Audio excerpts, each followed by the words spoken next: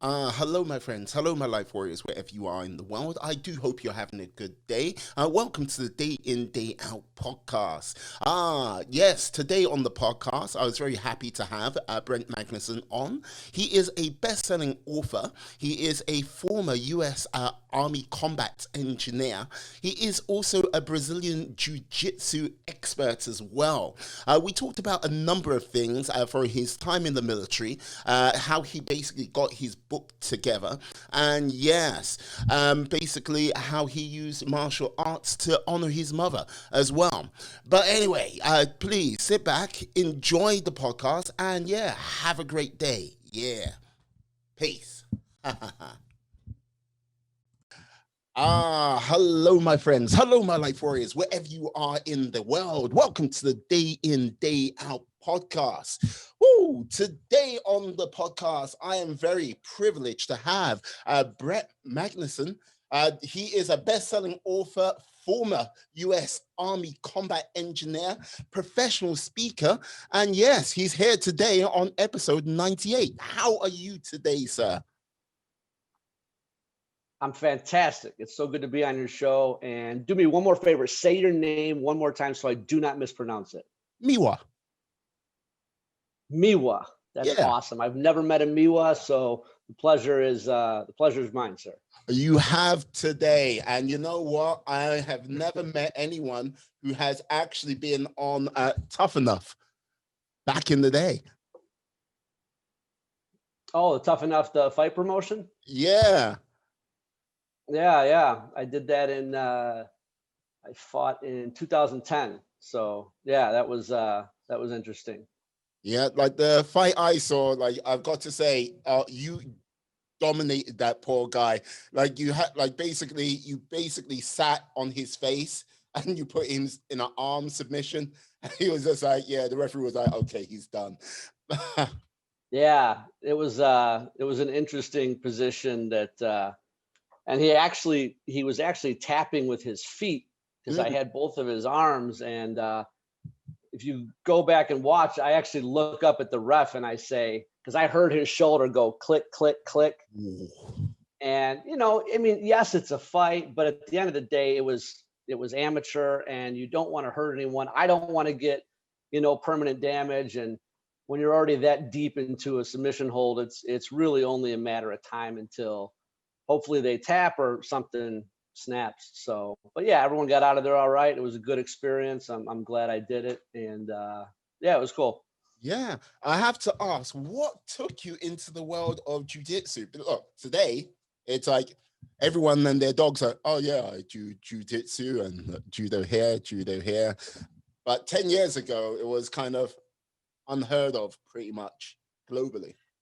Yeah, it was. And it's amazing because whenever I talk about jiu-jitsu, I always tell people, like, up until November of 1993, which was the first UFC, the questions were asked throughout the world in history. Who would win if a kung fu guy fought a wrestler? Who would win if a boxing guy fought a taekwondo guy? And everyone had, their camp they subscribed to, their master, their dojo. And in 1993, at the first UFC, a 6'1", 170-pound Hoist Gracie, who looked more like a part-time accountant than he did a no-holds-barred fighter, went in, fought 4 different styles, didn't throw a single punch, and strangled everyone.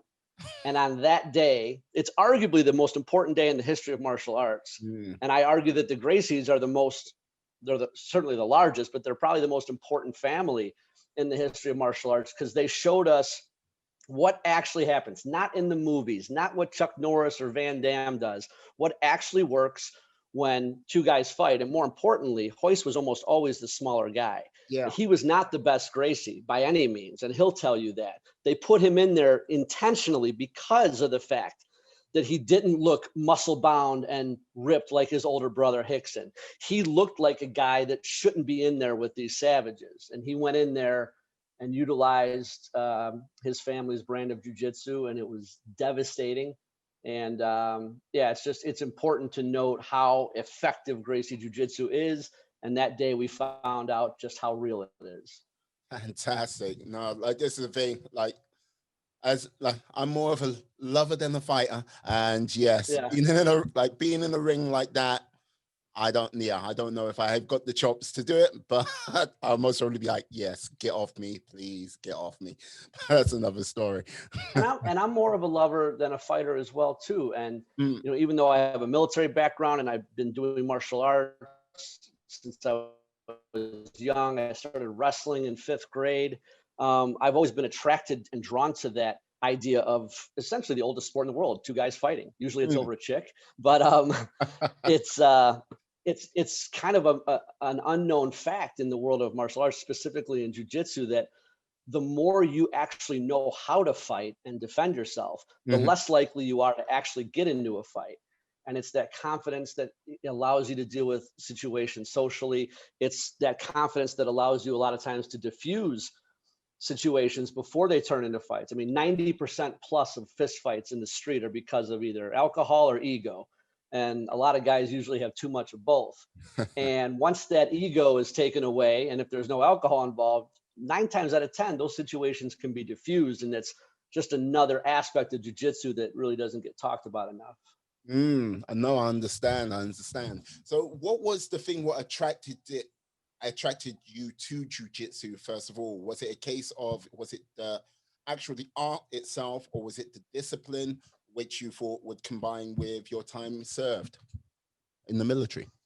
Yeah, it was a combination of all of those. I mean, I remember watching, I was in high school in 1993. I remember watching the first UFC, and I was drawn to it since then, but I was still in wrestling mode. And then after the Army, in 2007, I moved to Las Vegas and had some friends that were training jujitsu that I had made, and I didn't know enough about it.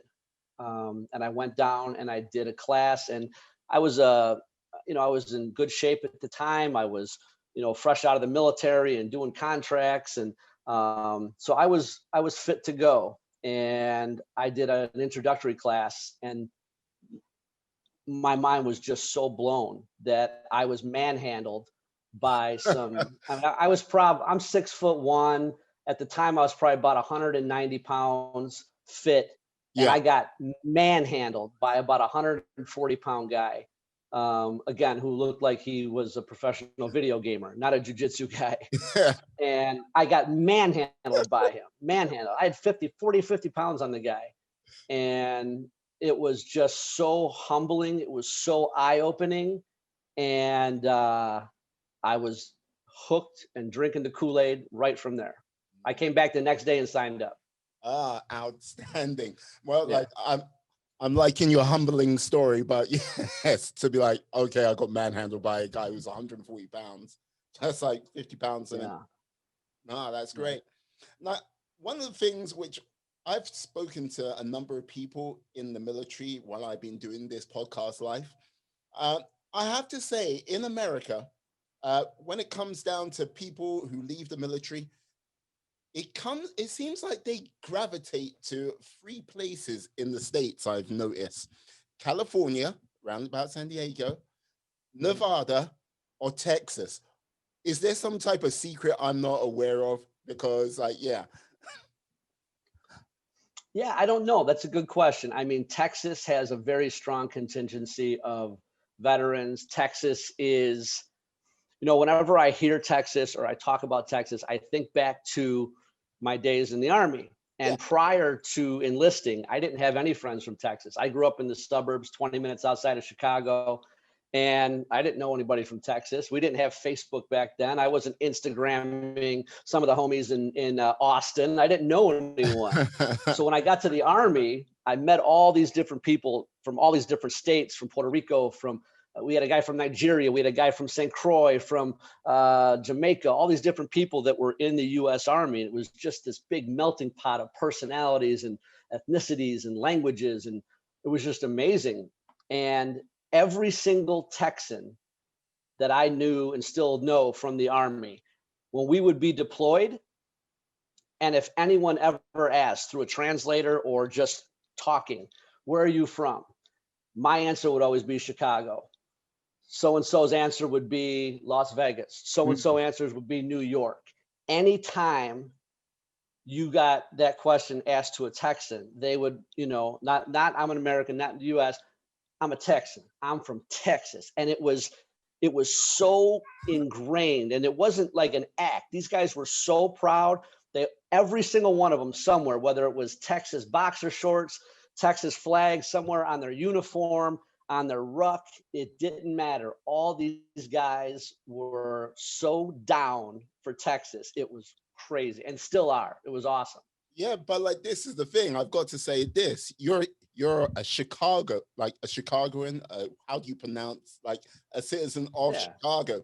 Now you've got that same vibe because look, every time the most proud flag which is flown in Chicago, it's not the like it's not the American flag. It's always the Chicago flag first. So Yeah. you've got that same vibe. So you know what I mean. The Yeah. only difference is I would say the climate.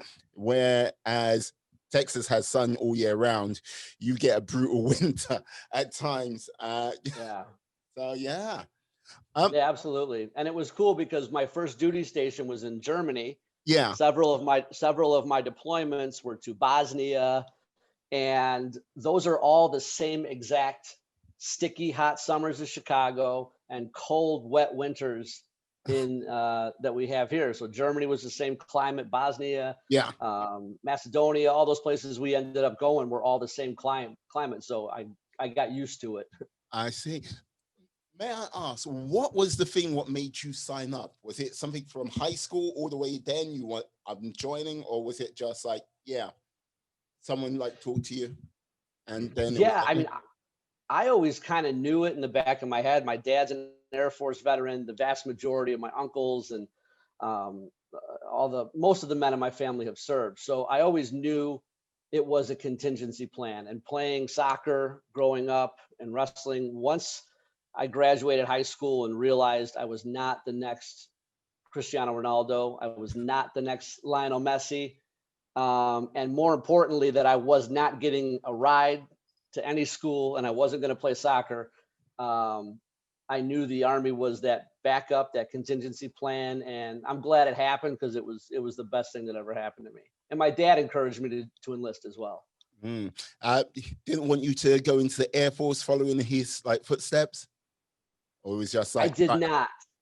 I did not. And I teased the Air Force because my dad put in his time with them, but I asked him how their basic training was and, shooting guns and all that, because I never shot a gun before I went in the Army. And he said, I think we fired our weapon one time. It was pretty simple stuff. It's the Air Force. mm, So I wanted to get a gun and I wanted to go do some good for God and country. So I went down to the Army recruiter, brought my dad with me, and I said, will I get a gun? He said, yes, son, you will. So there we go. Sign me up and we're good to go. how many years of service did you do? Just under 4. I got injured, so I got out just before I hit my 4-year mark. Ah, And again, that was frustrating as well. I got a TBI in Bosnia in '98, and then I got injured training again in early '99. And I was part of a combat engineer unit, and they're constantly deploying. And when you when you get back from medical and you hear those words, non-deployable, and they're attached to you like a plague, it just everywhere Brent Magnussen went, it was non-deployable. And when you're part of a combat unit whose essentially sole purpose is to deploy and to yeah, go around the world wherever we're sent to handle whatever business we're charged with handling, um, it's tough, man. It's tough to, it's like being on a really good soccer team but never getting to play. And the whole reason you train is to go play, if you will. So I got medically discharged, and it was the best thing to happen to me. I could go on and on about how I wanted to do 20 years, and I mm. did. I was all in, man. I was drinking the Kool-Aid. I was that guy. But you know what? I didn't want to be a liability to myself, and more importantly, I did not want to be any type of liability to any of my brothers on my left or right. So getting out was the right thing. Yeah, like this is the thing. Like when giving you the sort of marker of non-deployable when like you're doing jujitsu, like yeah, hunting, fishing, like, you know what I mean, traveling, hot yoga, all of this. And like, may I, like, if it's not too personal, is it possible to No. know what the injury you obtained, which made you non-deployable?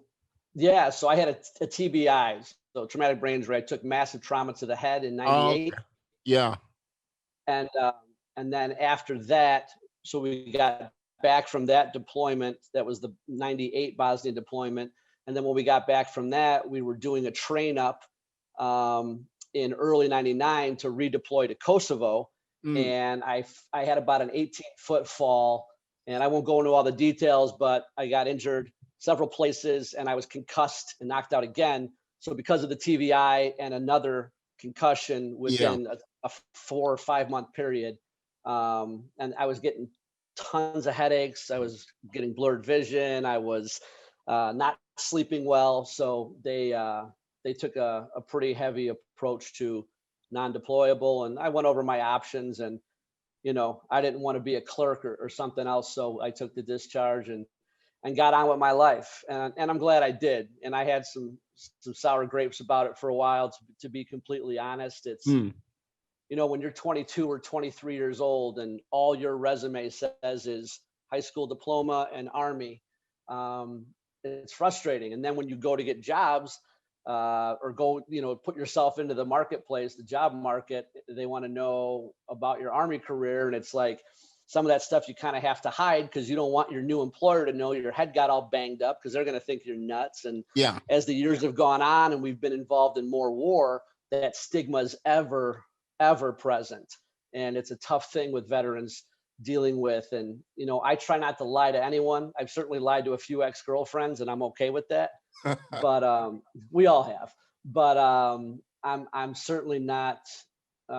It's a tough thing to have to sit down with an employer and go over specific details. So the less people know, the better usually. And tremendous amount of veterans out there deal with that every day. But it kind of just is what it is. No, I understand where you're coming from, and like, yes, everyone deserves the right to privacy, and like trying to like put your life together, especially coming out of the services, because, and I haven't served, so when I say this, I'm saying this as a complete outsider.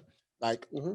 when you have your life so sort of structured, and it's like going, you're going to get up at this time, you're going to be here at this time, you're going to go here at that time, and then you got to do X, Y, and Z in all of the course of the day, and then basically coming out on like Civvy Street, back to being a civilian, where your whole day is now down to yourself to structure that. I think people find it tough coming out of the armed services. And like the whole thing is, when you go, oh yeah, you got your whole day in front of you, it's very hard to sometimes just fill that time. And I think a lot of people currently, with what's going on with the globe right now, have had that sort of problem, like going, what do I do with my day and how do I fill it? And I can imagine being like coming out of the services, coming into like Civvy Street, you're asking like, what do I do now? You know? Yeah, absolutely. And it's one of the biggest pieces to the puzzle. The military in general does an amazing job from the day they get you to breaking you down, whether it's Marine boot camp or Army basic training or Mm, whatever. They break you down and then they rebuild you. So, just after a very short amount of time, you've been completely built into this perfect, rules following, direction following machine that they want. And as time goes on, you become more and more disciplined and more regimented within that framework or that military structure. And once you get out, that goes away. So, as amazing a job as the military does, and they're certainly getting better at this, mm, they don't do the best job, and for years have not done the best job of helping that veteran transition. I would say in the last 5 to 7 years, tremendous jumps have been made and progress has been made in that. But still, there's a tremendous amount of guys and gals that get out and they don't have that leadership anymore, showing them or telling them what to do or guiding them. And they're kind of left to fend for themselves. And especially, I mean, that in itself is difficult. Now add on trauma, now add on PTSD, Now add on anxiety, sleep issues, headaches, the list goes on and on and on. And the everyday managing of just a regular life becomes so difficult. And a lot of that is why we have in this country 22 veterans a day committing suicide. Mhm. And, I think a lot of people are doing their best to help that. I'm part of an organization that I sit on the board of that helps with that. And yeah, it's super, super important. No, like this is the thing. When you say like 22 veterans committing suicide a day, yes, I'm well aware of that, and like something I've been doing this year. I've been doing a number of push-up. I've been doing like the push-up challenge every day of this Mhm. year, and complete it at the end of the year. So yeah, uh, so I'm aware of that, and I think a lot of people are not aware of this, and basically some of the sort of struggles people do go into after coming out. And like Yeah. this is the thing, what I'm very interested in doing, like knowing, is like with that, you've like basically been working very hard over over the last few years, like basically coming like being a professional speaker, writing your book, and basically other sort of like methodologies to sort of help people sort of bring structure and order to their lives. Like, how did you start that process for yourself when you did get out of the military? Yeah, so for the first 8 or 9 years I was out of the military, I was doing well. And even though I had sleep issues and still had headaches and Mm, other things, I was fortunate enough to where I just stayed really busy. I was lucky to surround myself with some good, positive people. mm, And then in 2009, my mom died. And so we lost her to cancer. I was living in Vegas at the time. So I came home, we buried my mom. I went back to Vegas. I lost the job I had because the company filed bankruptcy after 118 years. And then I lost my girlfriend. We broke up. So in 3 weeks, I lost my chick, my job, and my mom. And I broke. I had been basically running from this beast since I got out of the military, running from this anxiety, running from these headaches, running with tremendous sleep issues. And it finally caught up to me and it completely kicked my ass. And that rest of that 2009, I just started feeling sorry for myself. I lost all my discipline. I put on a bunch of weight. I just got sloppy, lowered my standards. I became the guy I hate. Everything that I didn't want to be, I became. And right before the new year, I was up, not sleeping as usual, like 2 in the morning. And I saw this Tony Robbins CDs for sale. I bought the whole thing at like 2 or 3 in the morning. And I started applying it to my life. And it all just started to click. And I have to thank Tony again because he literally, and I'm sure it was a combination of a bunch of things, but mm. that was that spark, that initial spark that I needed to get focused and to get driven again. And a week later, right after the new year, I called a friend of mine and said, I want to do an MMA fight. I got to drop 50 pounds. I want to do it in 13 weeks. I want to get in the ring and I want you to help me get the best coaches and the best nutritionists and let's go. And that's what we did. And it's in the book, about a month before the fight, which was in April of 2010, I was training at a gym in Vegas. Mm. And it was a big gym, Tap Out Training Center. And at the time, Chuck Liddell was training there. And Oh, I didn't know it, but he had flown Tony Robbins in to work on his brain yeah. the same way Tony Robbins did with Bill Clinton and Andre Agassi and all these people. So here I am. I'm walking out of the gym. I'm picking up some new hand wraps. I'm flirting with the girl at the front desk, just doing my little game, and quite successfully, I should add. And actually, probably not. Probably not. But who walks in? But Tony Robbins, like the guy that has no idea. He just pulled me from the depths of the Mariana Trench Yeah. and the owner of the gym walks over. It's because this is a big deal as him, not to mention the guy's like a giant. So when he walks in, he takes up, he's like 6'8". He takes up the door. He's this big personality. He's always got 2 or 3 assistants with him. And for me, it was like Sinatra walked in the room.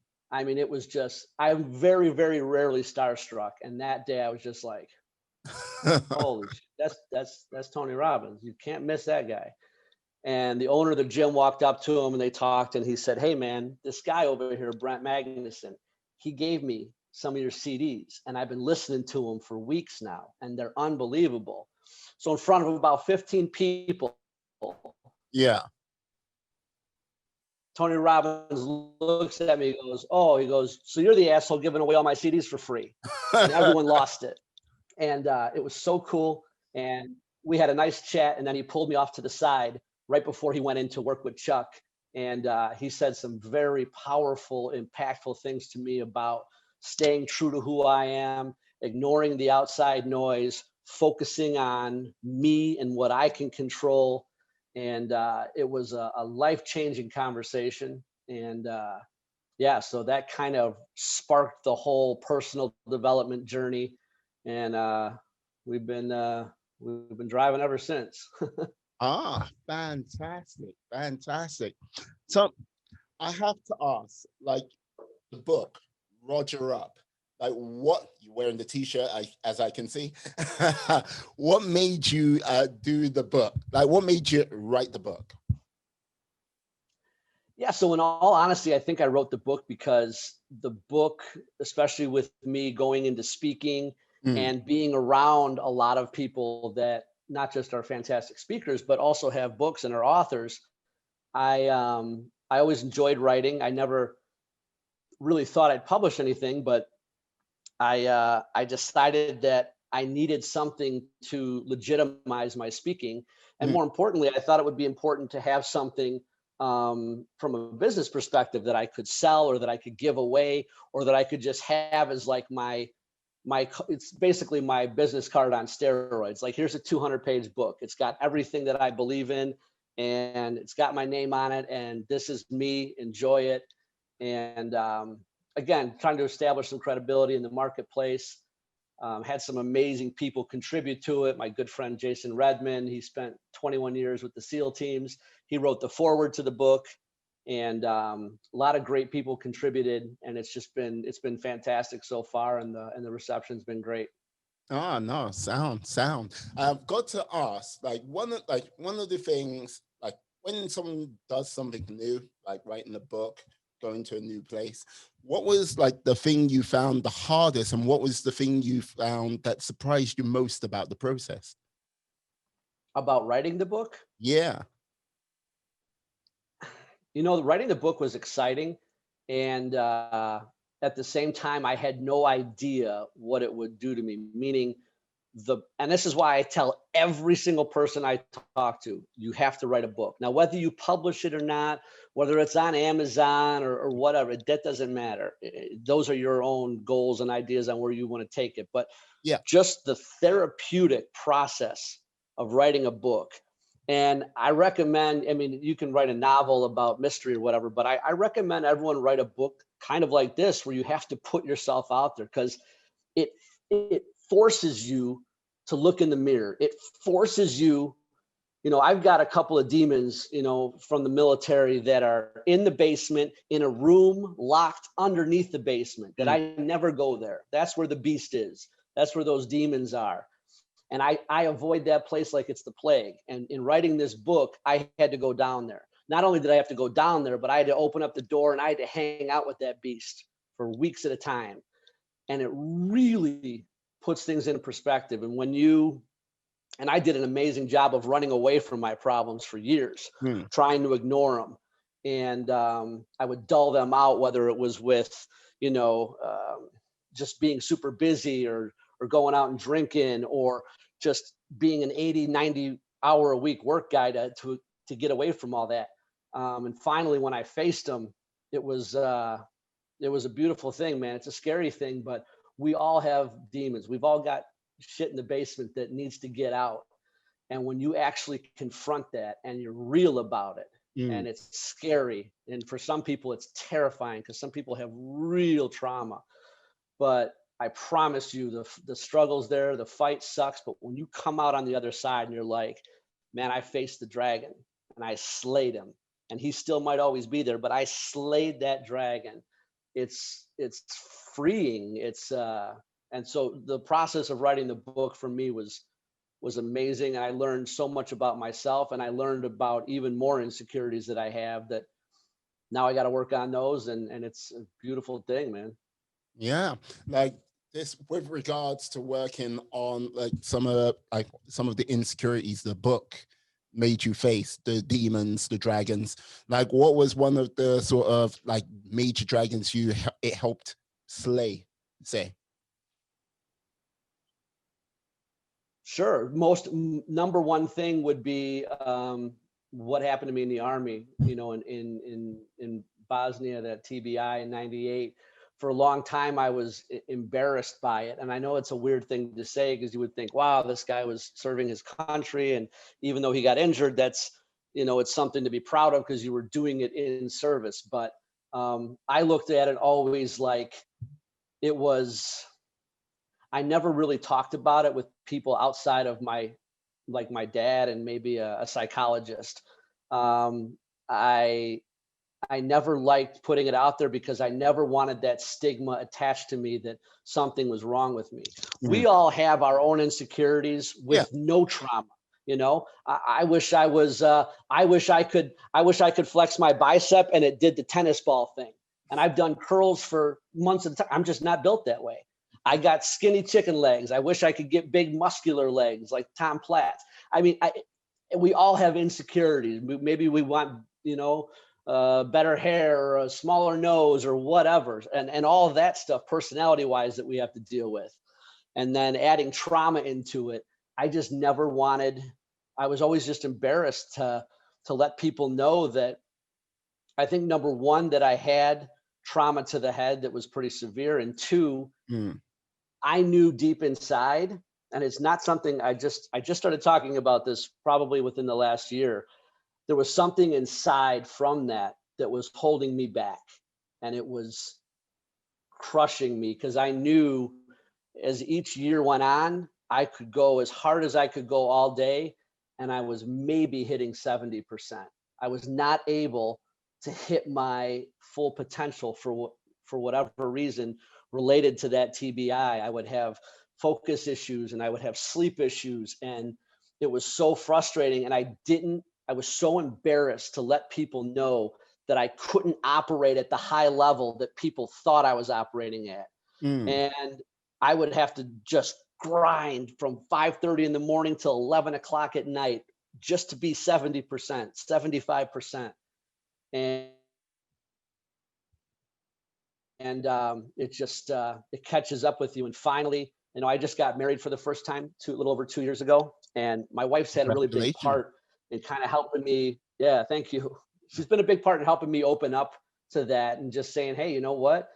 That is what it is. It's something that happened to you. It does not define you. It just is what it is. Think of it as a character builder. We're going to continue to work on it, and the show must go on, kind of thing. She obviously said a lot more than that, but so she's been a big part in that. Mm. Yeah, like this is the thing. Like when you go, yeah, you've worked from 5 o'clock in the morning to 11, like basically to obtain that 70%. I would argue that there are a lot of people, like, I mean, not with any sort of real sort of issues, which that sort of work ethic is high, in my opinion, like because no one, I would say, goes to a true 100% because it'll literally kill them. Oh yeah. But yeah, but I would say there was a lot of people out there which they sort of hit 30% for work, and like what I mean, they really hitting that cruise control, whether it's a case of they're not inspired of where they work or they're just basically, yeah, it's not their thing. Mm. Yeah, I would say you are definitely pushing it more than most. I would say, yeah, more than 80%, maybe 90% of the population. So I wouldn't be too hard on yourself with regards to that. I'd say, yeah, keep grinding, keep pushing yourself because, yeah, a lot of positive things have come out of it, like from your time, like your injury in the military to present day. I don't know if like you agree with me or not, but if you don't agree with me, I'm gonna still say it. Got to be proud of what you've done so far.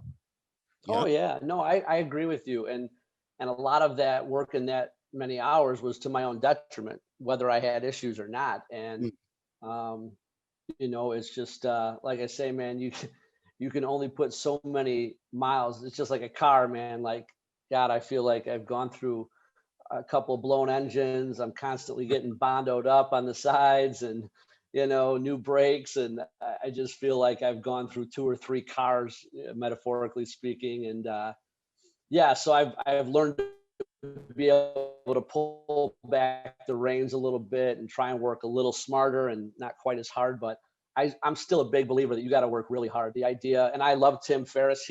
There's a small portion in the morning routine that he contributed to, but the idea of a 4-hour work week for 99.9% of human beings is completely unrealistic. And I think that as well as that book was written and as much success as that book had, there's people that buy into that idea that you can just have a laptop on an island and make a 6-figure income. And it's just so rare for that to happen consistently that I kind of more lean towards the Gary Vaynerchuk idea, where you got to work your face off, put your nose down and grind. And if you're 20 years old, I don't even want to hear from you until you're 30. Yeah. Work 75 hours a week. Call me when you're 30 and we'll see where you're at. So I more subscribe to that narrative that you gotta grind, you gotta put it in. And that's kind of where I sit on that. Yeah, no, this is the thing with regards to Tim Ferriss and the 4-hour work week. Like, I haven't read that book yet. Normally I just listen to audiobooks, but when it comes to anything, when it comes to sort of business and stuff like this, I would happily say, okay, tell a person to run 100 meters, off you go. And like, they can run 100 meters, run 500 meters. Yeah, they can do 500 meters, run a kilometer. Okay, there'll be some people who go, oh, a kilometer. Okay, yeah. Then it's like, okay, run 5. Okay, then it's like some people are going, yeah, I couldn't do the 5. Okay, you need to do a little bit of training here, build yourself up, then get up to the 5. So if you want to do 10, it's like, okay, you got to still do the same thing, build up, get like that training in so you can do the 5, and et cetera, et cetera, et cetera. Like, I think people today don't actually equate the sort of side work or work what needs to go in to really achieve some of their goals and dreams, to really sort of that level where they have to push themselves, because you're of an age where, okay, if you wanted to watch a particular TV show, you had to be at your home at that particular time, or you're going to miss that show. And then you had to wait for it to replay. If you had cable, you might find it on another cable channel. But now we're in an age of, okay, you don't need to do that. Instant gratification. And I think some people are a little bit deluded in the fact that they think they can have instant gratification when it comes to setting up a business or obtaining some things in life. And like having that sort of discipline to like go knuckle down and do the work. I think there are some people which just need to start doing that work. I could be wrong, but I don't think I am. I promise you, you are not wrong. You're 100% spot on. And it's something that, with, like you said, with instant gratification, with everything at your hands, and technology has its place and it's a beautiful thing, but it also hurts certain people. And you've got, because of all of that, you've got a lot of people, a lot of younger people, and there's certainly some guys and gals in their late teens and their 20s that are grinding, that are hustling, that are putting it in, getting up early, going to bed late, first one there, last one to leave. And I respect the hell out of it, because I was that guy, before it was cool, before that word entrepreneur was cool. I didn't even know if I was an entrepreneur, and I still don't even know if I am, because that word's got all kinds of meanings. But I'm a grinder, and I'm going to get up and I'm going to hustle and I'm going to give 100%. And, it means something still. And that old generation, like that World War II generation, those guys, there's not a lot of them left. And those guys were just, man, no excuses. I used to walk to work in 3 feet of snow uphill, 10 miles. And, and all that every day. Those guys meant that stuff, man. That generation was incredible. And I think we need a little more of that grit and that grind in this generation, because it's super important. Now, with regards to that grit and grind, where do you think that will come from? Like, how do you feel you can instill that into, like, well, Gen Z, like millennials, and even our generation right now?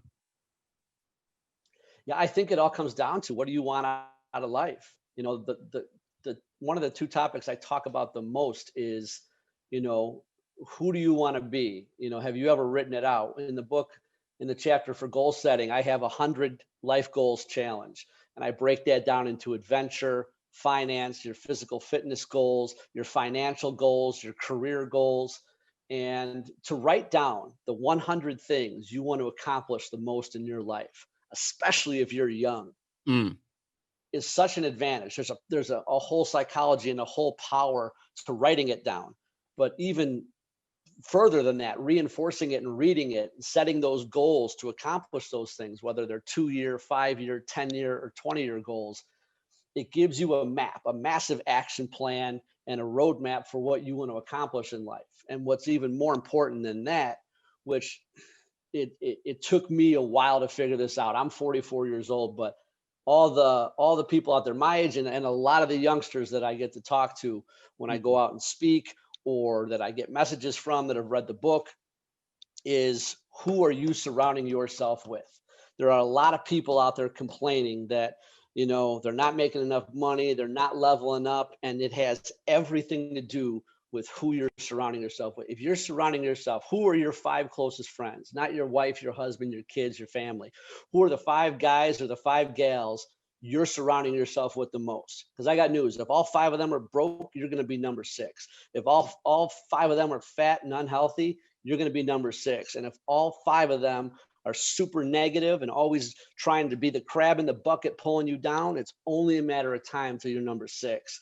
But the good news is if you start hanging around 5 fit people, it's only a matter of time, like magic, until you'll be number 6. If you start hanging around 5 wealthy people, 5 happy people, it's only a matter of time, because that shit rubs off on you so fast, it's like magic. And, you know, a lot of times, whether it's our income or our fitness level or our happiness level, we're the average of our 5 closest friends. I buy into that narrative 100%. And when I started really getting ahead is when I started surrounding myself. Like, I want, and if this is a basketball team, I want 5 Michael Jordans. And I know I'm probably not going to get that. And as a caveat to that, let me just add that Michael Jordan is the GOAT. It is not LeBron, for all of your listeners. We can go there a different time. But I know I'm not going to get 5 Michael Jordans.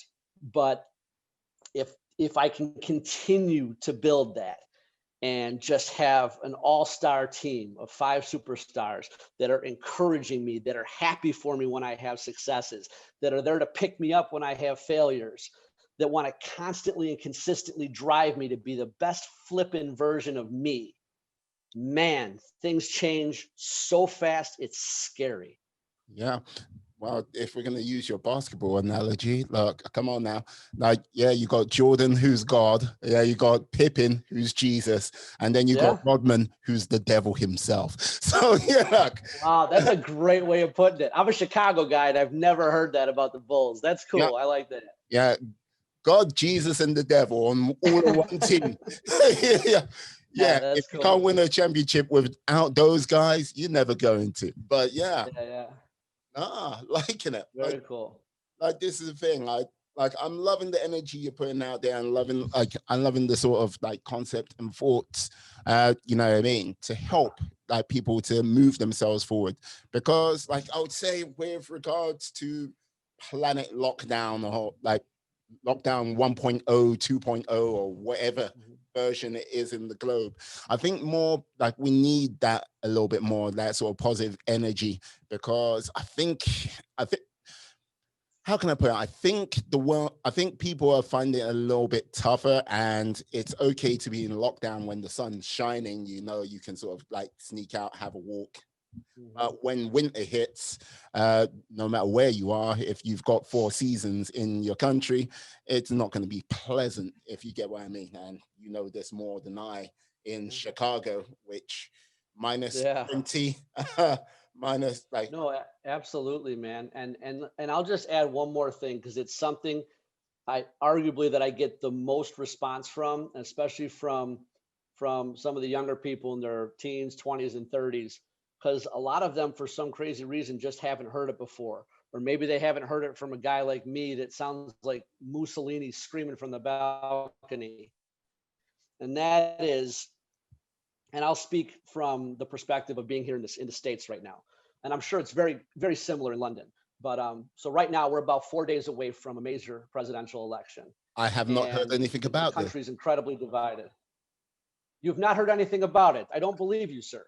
Um, but so you've got all that chaos. You've got coronavirus. You've got, like you just said, you've got winter right around the corner. And one of the biggest things I try to preach, because when I started actually walking the walk and doing it myself, everything changed. And that is, stop worrying about the things you can't control. I cannot control, as important as my vote is, and as personal as it might be to me and everyone else, I can't control who's going to be in the White House in 4 days. I can't control who's wearing a mask. I can't control when this COVID-19 is going to end. And there are just so many things that I can't control. I can control what time I wake up in the morning. I can control the way I treat and talk to my wife and my stepdaughter. I can control the standards I keep. I can control the decisions I make. I can control what I put in my body. And if we just start focusing on this, instead of putting so much attention into Netflix or a political candidate or what flipping Kim or Khloe Kardashian's doing, and just put half of that energy into our own personal development and focus on our goals. What is my behavior today going to do to benefit my family? And if you don't have a family, what's your behavior today going to do to benefit you? Because everything you do in turn benefits other people. Unless you're a flipping hermit and you lock yourself in the basement or live under a rock, you're going to go out and interact with other people. And that negativity is more contagious than COVID-19 will ever be. But the beautiful thing is positivity is not only 10 times more contagious than that, but it sticks. Positivity can stick. And when it does, it's freaking incredible. So focus on what you can control and everything gets better so quick. I like it. Yes, absolutely.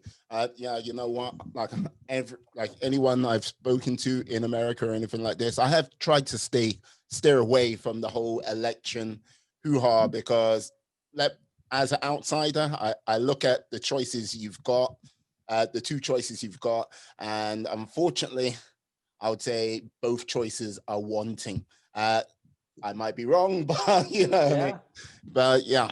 But yes, with regards to what your sort of plans and ambitions might be, say in the next, in 2021, 2022, like let's forget about 2020 for now. And what do you think you might be aiming to do? Yeah, so I appreciate the question. 2021 is, for me and for my wife, going to be our biggest year yet. She's a chiropractor. She has her own clinic here just outside of Chicago. So the focus is putting more energy into that. Nice. And, she's been there for 9 years. So continue to build that and continue to just be the best we can be from that perspective. And then as far as my stuff goes, continue to get out there and really attack the speaking world. A lot of things got put on hold this year. Doing Zoom just isn't the same thing. There's a real connectability you get when you get out to speak, and you can sign some books and shake some hands and, meet amazing people that paid good hard-earned money to come see you speak and hopefully get inspired or learn something. So full charge into 2021 with speaking. And if anyone listening right now is interested in having me come out and speak in any way, shape, or form, you can find me at Eagle Rise Speaker Bureau. And so that's the plan. Hit it hard, keep promoting the book. And we're hoping to sometime maybe in January launch our first coaching program. Ah, So it'll be very, very simplistic and very basic, very tactical, very detailed, but easy to execute and something that you can put into action immediately. And I think the number one thing we're shooting to have in that coaching program that unfortunately so many of the coaching programs out there in the personal development space don't have is accountability. mm. And we're really excited. We're going to be bringing in some big name people to do some kind of guest appearances, if you will, within the coaching program. And so that's the focus right now. Hopefully Tony Robbins will show up somewhere. Yeah, Mr. Robbins is a little busy right now, but in my life 100 life goals, hanging out with Mr. Robbins again, actually maybe having a beer with the guy, or just being able to spend some time with him. And I really want my wife to meet him, Yeah. because I remember when we first started dating before we got married, I had mentioned that I met Tony Robbins, and she had been following him. She's big into personal development too. She's very entrepreneurial. And I really want her to meet him, because it's again, I try not to put people on pedestals, but it was like Sinatra walked in the room, man. It was crazy, bro.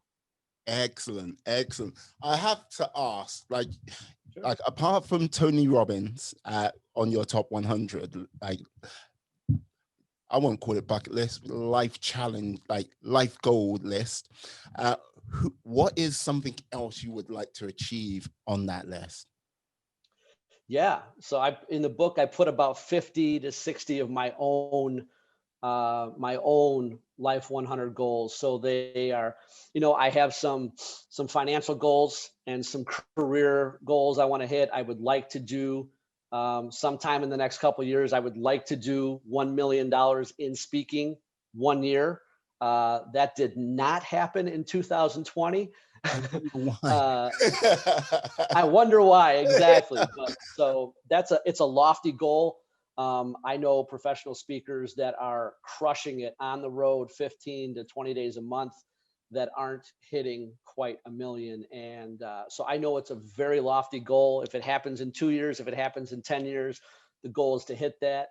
And then I have other goals like, for example, so I have some jujitsu goals is to get my black belt by 46 years old. Nice. A little over halfway there now. To train with Rickson Gracie one-on-one, who's kind of our sports Michael Jordan or Wayne Gretzky. And I have access to him. The guy who I train under is one of his best black belts. So working all those connections. And then the biggest goal for me, honestly, is just to like travel with my wife and young Emma. She's 9 years old. She's my stepdaughter. She is just like she's my life, man. And I'll be completely honest. Like I was that black belt single guy. Like I was good at being single. I was Yeah. good at dating. I had commitment issues. And I never thought I'd have kids. And to all of a sudden get married and have a 6-year-old stepdaughter all happen in one day is a lot. And I didn't get the manual on how to be stepdad of the year. So it's a work in progress, Yeah. but she's an amazing kid. And I really want her to be able to see the world, because I got to see a good chunk of it. And some of it, I got to see some really bad places, but I want her to be able to experience different cuisines, different languages. I want her to be exposed to all these different things the world has to offer, rather than just this little bubble we're living in outside of Chicago. So the goal is really to get out there and travel and just crush life, man. Uh, awesome. Awesome. Will you be sort of going to Brazil, uh, the home of Brazilian Jiu-Jitsu, or will it be a case of other far-flung places, as they say? Yeah. So the vast majority of my traveling has been either South America or mostly Europe. I was stationed in Europe. I deployed around Europe, and in downtime, being stationed in Germany, I would just take long weekends and we would go out and just travel everywhere. The two biggest spots, yeah, Brazil's on the list for July of 2021 for a jiu-jitsu camp we're doing down there for 2 weeks. And then number one on the list is Vietnam. So my wife was born in Vietnam, and she moved here when she was 4. And most of her family has been back, but she hasn't. So, and she speaks the language fluently. And I love the culture. I'm obsessed with Vietnamese food. Yeah. And I'm a huge Anthony Bourdain fan. It was so sad to hear we lost him, but I remember him saying, and this is a guy that essentially traveled the entire globe. And he said, he was asked once, if you were on your last day, what would your last meal be? And he said, I'm content with a cold beer and a fresh bowl of pho, which is Vietnamese soup. And I kind of feel the same way. And I really want to get to Vietnam. I want my wife to be able to revisit where she was born and see all of that. I want Emma to see that as well. But I really want to get there too, to just feel the culture. It's different than watching it. When you actually get there and you smell it and you can touch it and feel it and taste it, it's so much different than just seeing it on TV. So Vietnam's the goal for next year. Vietnam, outstanding. Yeah. I'm liking that. A bowl of food and a beer. It's like, yeah, loving that. And I might be a little biased, but Vietnamese women are gorgeous. So I don't know your situation, but you may want to check that out. I am happy in a relationship, and one day, sir. yes, she'll nail me down, and I'll be walking down tomorrow. But yes, all I've got to say, yes, if your wife listens to this as well, yes, I agree with you. They are very beautiful, but yeah. I am happy where I am. I got you, brother. I got you. Now, one of the things people don't realize or know about me, I'm a being of supreme cosmic power. Now, if I could grant you one wish, and you can't ask for more wishes, and world peace, no, you can't have that because the queue on that is quite long. What would that one wish, what wish could I grant you? What, if you could grant me one wish, what wish would you ask me? No, what wish would you like me to grant you? What wish would I like you to grant me? Yes. Oh my God. Emma, my 9-year-old stepdaughter, has a genie lamp, and she asked me the same question a couple of weeks ago. My answer to that, I think, was unlimited meatballs, but I'm going to make it a little better for this. If I could have one wish granted, man, I don't know. It's an on the spot question. I'll say the first thing that pops into my head. I would wish that cancer never existed and I could have my mom back, because I miss the shit out of her. Yeah. Yeah. Not to get all sappy, but yeah, that would probably be I'm sure I could go the world peace route, no war route, and everyone's hugging trees, but that's what I would want. Yep. And you can't have the world peace route. And as I said, that wish is like being taken up. Yeah. Yes, I remember when I watched the YouTube video of the fight you had, it was in honor of your mother. And yes. Yeah. Okay. I've got to say, can you tell the lovely people where on earth they can find you on the interwebs and the worldwide and all of that social biz? Yeah. So the best place, if you're interested in the book, is Amazon. You can get the ebook or the paperback. If you or anyone you know is interested in bringing me out and having me speak at your business or your function or whatever, I can also juggle. You can check me out at Eagle Rise Speaker Bureau. And as far as me, you can follow me on Facebook at Brent Magnussen. And shoot me a message. I get back pretty quick. And look forward to hopefully the coaching program dropping in January. Excellent. Wow, I'll put that information into the show notes so people can get out there, find you, get things going. I've got to say, Brent, you have been an absolute pleasure to speak to today. You too, man. Yes, definitely. When you get your course up and running, I'm definitely going to get you back on. Yes, really sort of get into it. Like, I won't have a go at the balls or anything like that because I'm a gentleman. So yeah. So I'd like to say thank you for coming on today, sir. It has been an immense pleasure. Yeah, me too, man. Awesome. And let me ask you one question, brother. So I'm obsessed with languages and like different sayings from different countries. So something the Brits say is "off you go." You've already said that twice in this podcast. I love it. Let me ask you this. I spent a lot of time, like not a lot of time, but I traveled to UK. So I did Ireland, I did Wales, Scotland, all that. Yeah. And I think it's in Ireland where people call other people Muppets. Do you also call people Muppets? Yes. Like, okay, yeah. Fantastic. Yes. If you've done something particularly stupid, you're a Muppet. Okay. So like, how would you describe a Muppet? Like, is the Muppet is like what level of calling someone a complete idiot is Muppet? Yeah, it's one of those things where, like, it's one of those things when the actual thing happens, a bit like, oh, you fucker, or fuck you. You kind of know in the moment, like when, like the infliction you shouldn't use. Just like when someone does something like, it's like, you Muppet, why? or just like, or you can just say it with venom, I love it. like, what you Muppet, and then you can throw in whatever you want in front of it, behind it, and take it from there.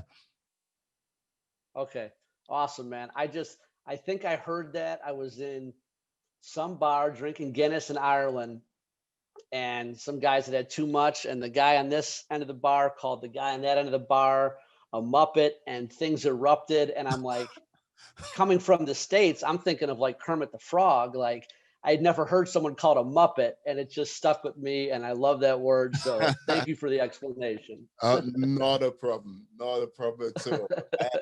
Awesome. Yes, I'd like to say thank you to you all, my friends, my life warriors who are still here. I wish you a safe day, a safe week, a safe weekend. Be awesome, be excellent, be fantastic, be all the positive bees you can be in this world and then some. Thank you and goodbye. Peace. And yeah.